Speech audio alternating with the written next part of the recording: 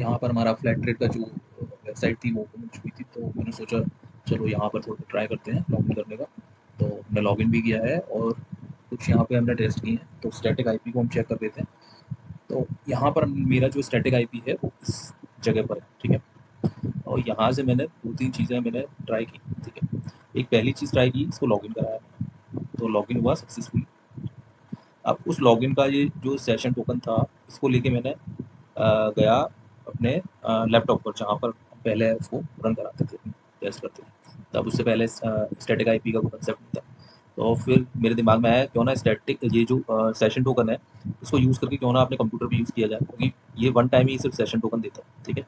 उसके बाद ही नहीं देता। तो फिर मैं उसके बाद गया अपने सिस्टम पर, ठीक है।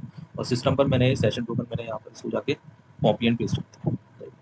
यहाँ पर है ये कुछ, ये मैंने लिंक किया हुआ है यहाँ पे अपने एसएसएच और कंप्यूटर को। तो मेरे को जो भी फाइल यहाँ से वहाँ पहुँचानी होती है, यहाँ से मैं ईजिली कॉपी एंड पेस्ट कर लेता हूँ। तो यहाँ से जो मैंने फ्लैट रेट का सेशन टोकन लिया और मैंने यहाँ पे मैंने पेस्ट कर दिया था इस तरह से, ठीक है।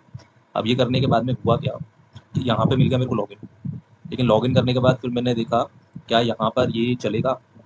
तो फिर मैंने यहाँ पर वी एस कोड के अंदर इसको ट्राई किया, एक टेस्ट मोड बनाया, ठीक है। इसमें जो मेन मेन चीज़ें थी वो डाली, उसको रन कराया, ठीक है। तो ये रन भी हुआ, बट ये रन सिर्फ मैं अगर इतना पार्ट करूँगा आपको मैं बताऊँ, ये मैं हटा देता हूँ, ठीक है। इसको मैंने हटा दिया, ठीक है। और ये पार्ट को मैं रन कराता हूँ।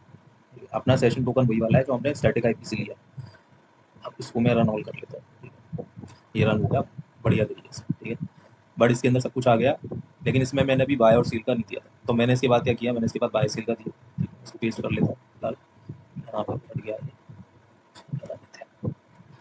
ये बाय सेल का भी बन गया। अब मुझे ये एक मैंने बाय ऑर्डर निकाला था टी वी एस मोटर के लिए, ठीक है।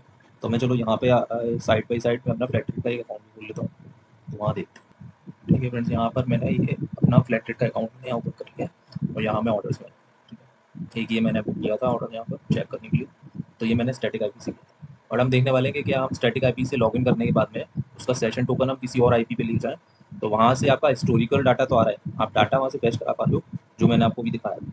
लेकिन हमें चेक करना है क्या ये ऑर्डर भी प्लेस कर पा रहा है। तो मैं जब इसको रन कराता हूँ यहाँ पर, तो यहाँ पर ऑर्डर में दिक्कत है, ठीक है। ये नन टाइप दे रहा है, ठीक है।